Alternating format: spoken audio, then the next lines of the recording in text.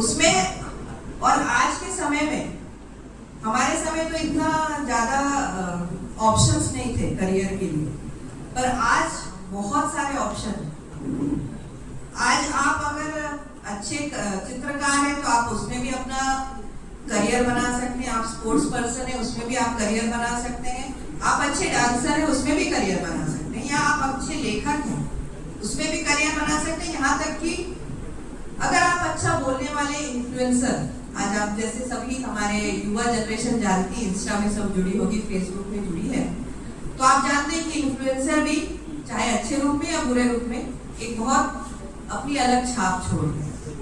और हमारे देश के यशस्वी प्रधानमंत्री आदरणीय नरेंद्र मोदी जी भी यही चाहते हैं कि आज की जो जनरेशन है, जो हमारे बच्चे हैं, वो सिर्फ सरकारी नौकरी उसके पीछे ना भागे, आप अपने हुनर को पहचानें। हम हर इंसान के अंदर कुछ ना कुछ हुनर होता है, बस आपको उसको पहचानना है, उसे निखारने की जरूरत है।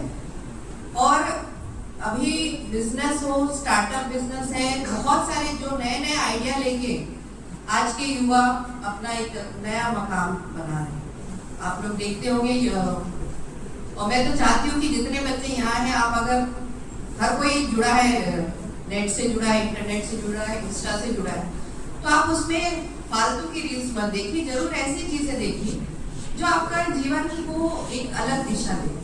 जैसे बहुत से युवा हैं जो अपने क्षेत्र में नए इनोवेशन करके बहुत उसमें पैसा भी कमा रहे हैं। तो ये इसका मतलब नहीं होता कि आप कहाँ से आए।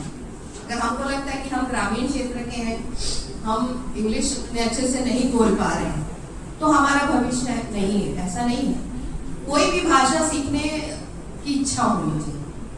जैसे हम जरूरी नहीं है कि अगर, क्योंकि हम हिंदी छत्तीसगढ़ी इसलिए अच्छे से बोल पाते हैं, या जो कोई दूसरे प्रदेश के अंदर, जैसे मराठी है, महाराष्ट्र में मराठी चलती है, साउथ में तमिल, तेलुगु, क्योंकि हम अपने घर में वही भाषा बोलते हैं, तो इसलिए हम कंफर्टेबल रहते हैं और हम अच्छे से सीख जाते हैं। और इंग्लिश ऐसी भाषा है जो ग्लोबल है, तो मेरे हिसाब से आप सबको इसमें घबराने की जरूरत नहीं है, बहुत इजी लैंग्वेज है, आप आराम से सीख सकते हैं, बस लगन उनको रखनी चाहिए, इच्छा शक्ति होनी चाहिए।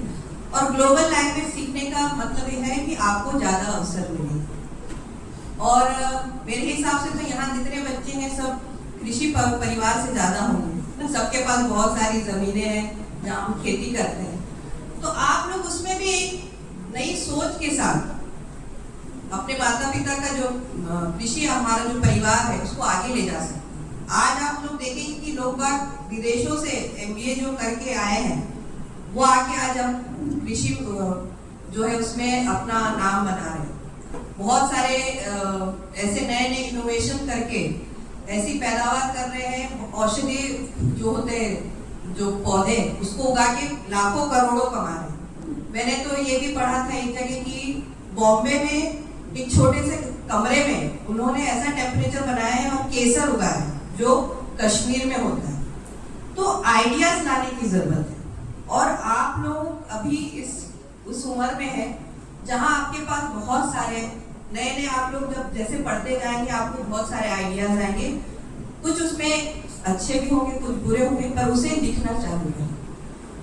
और एक बात और है, जो स्ट्रेस की बात बोली गई है, वो मैं भी मानती हूँ कि आज की जनरेशन में आप लोगों के ऊपर बहुत स्ट्रेस है, और उस स्ट्रेस मैं समझ रही हूँ वो बहुत तरह का होता है, क्योंकि हम नए परिवेश में आते हैं, अलग अलग बच्चों से मिलते हैं, और हर बच्चा अलग होता है। कोई अच्छे संपन्न परिवार का होता है, कोई उतना संपन्न नहीं होता है, तो हमें ऐसा लगता है कि हम उनसे कंपटीशन करें, है? कपड़ों का होता है, किसी का रहन सहन की हमको कंपटीशन होती है। कई स्ट्रेस ऐसा होता है कि अरे मेरा दोस्त तो 90% ला रहा है, मैं इसमें नहीं आ पा रही हूँ, मैथ्स में अच्छा है, हम नहीं अच्छे हैं। और कहीं ना कहीं इसके स्ट्रेस के कारण माता पिता भी होते हैं, हम भी कंपेयर करते थे, हमारी भी आशाएं रहती हैं अपने बच्चों से कि पढ़ लिख के वो कुछ अच्छी नौकरी करें, और जो वो नौकरी का टेंशन है वो सबसे बड़ा स्ट्रेस होता है, क्योंकि कॉलेज के बाद सबको ये उम्मीद रहती है कि इसको अच्छा पैकेज मिल जाए, अच्छा नौकरी करे, और जो है परिवार का भरण पोषण करे। तो स्ट्रेस से दूर रहना है तो आप सबको अपनी कीमत पहचाननी पड़ेगी। आपको अपने आप को इतना प्रायोरिटी देना पड़ेगा। आपको अपने आप को पहले रखना है। इसलिए कभी भी अपने आप को कम ना समझो। सेल्फ लव जो होता है वो बहुत जरूरी है आज के जमाने में। आप अपने आप को बिल्कुल कम ना समझें कि चाहे वो लुक्स के मामले में हो, कपड़ों के मामले में हो, पढ़ाई के मामले में हो या परिवार के मामले में हो। हम किस परिवार में पैदा होते हैं इसमें हमारा बस नहीं है। हम किस परिवेश में पैदा होते हैं वो भी हमारा बस नहीं रहता है। पर हमारा जो बस है, जिस चीज में हम कर सकते हैं कि हम उस परिवेश से, उस परिवार जो हमारा है उसको कैसे आगे बढ़ाएं, वो आपकी मेहनत, आपकी लगन पे है। तो मैं ये चाहूंगी कि आप लोग स्ट्रेस से दूर रहें, क्योंकि अभी कोई उम्र नहीं है आपकी स्ट्रेस करने की। आप जिस कारण आपको यहाँ भेजा गया आपके माता पिता ने कि अच्छी शिक्षा ग्रहण करें, अच्छे संस्कार ग्रहण करें, तो आप उसमें अपना समय ज्यादा व्यतीत करें और एक टाइम टेबल बनाएं। क्या होता है कि स्कूल लाइफ ऐसी होती है कि उसमें अनुशासन रहता है और कॉलेज में थोड़ा ये कम हो जाता है। हम अपने हिसाब से पढ़ते हैं, अपने हिसाब से कॉलेज लेक्चर अटेंड करते हैं या बंक कर देते हैं, और वो मन भी करता है जब दोस्त जाते घूमने जाते हैं तो हम भी बंक कर देते हैं। तो वो स्वाभाविक है, वो सब भी करना है, पर एक आप अपना टाइम टेबल जरूर बनाएं कि हमको इस समय पढ़ना है, इतना पढ़ना है, किस विषय को पढ़ना है।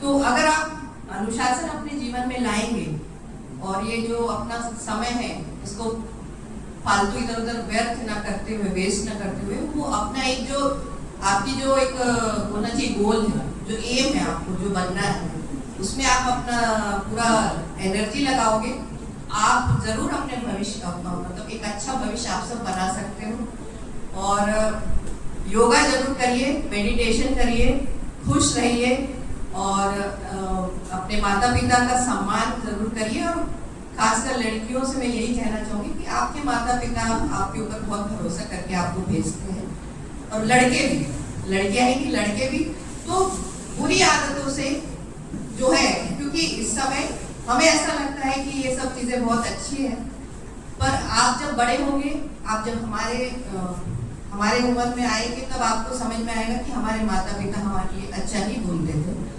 तो उस चीज को हमको समझना है और हमें अपनी अच्छी लाइफ पहले बनानी है। आप लोग सेटल हो जाइए, उसके बाद तो दुनिया आप जो मर्जी आप कर सकते हैं। तो बिल्कुल स्ट्रेस नहीं लेना है। आप बहुत अच्छे विषय यहाँ पे महाविद्यालय में है, वैल्यू एडेड एजुकेशन है। तो मेरे हिसाब से आप लोग सब स्किल डेवलपमेंट में अपना जरूर उस चीज को फायदा जरूर उठाइए। खासकर हमारे जो ग्रामीण क्षेत्र के बच्चे हैं ना, इनको बहुत जरूरी है कि स्किल डेवलपमेंट एजुकेशन मिले। और कोई भी काम छोटा या बड़ा नहीं होता है, ये भी आप अपने मन में रखिए कि जरूरी नहीं है कि आपको कलेक्टर ही बनना है। आप छोटा किसान बन के भी अपना नाम बना सकते हैं। और इसलिए कोई काम बड़ा या छोटा नहीं है, हर काम जो मेहनत करता है वो बड़ा होता है। और आप सब हमारे देश के भविष्य हैं, हमारे क्षेत्र के भविष्य हैं। मैं आप सबके उज्जवल भविष्य की कामना करती हूँ। और कभी भी आपको ऐसा लगे कि आपको हमारी जरूरत है, तो आप बेझिझक हमसे संपर्क करिएगा। मैं मौला में ही रहती हूँ। तो आप सब हमारे बच्चे हैं, आपकी उज्जवल भविष्य की कामना करते हुए, और मैं बहुत बहुत धन्यवाद दूंगी आचार्य जी को, परतेती सर को और सभी स्टाफ को कि आप लोग हमारे जो क्षेत्र के बच्चे हैं उन्हें बहुत अच्छी आप एजुकेशन दे रहे हैं, और इसी तरह हमारे बच्चों का भविष्य आगे बढ़ाइए। और आप सबने मुझे यहाँ बुलाया, इसके लिए बहुत बहुत धन्यवाद। जय हिंद, जय छत्तीसगढ़।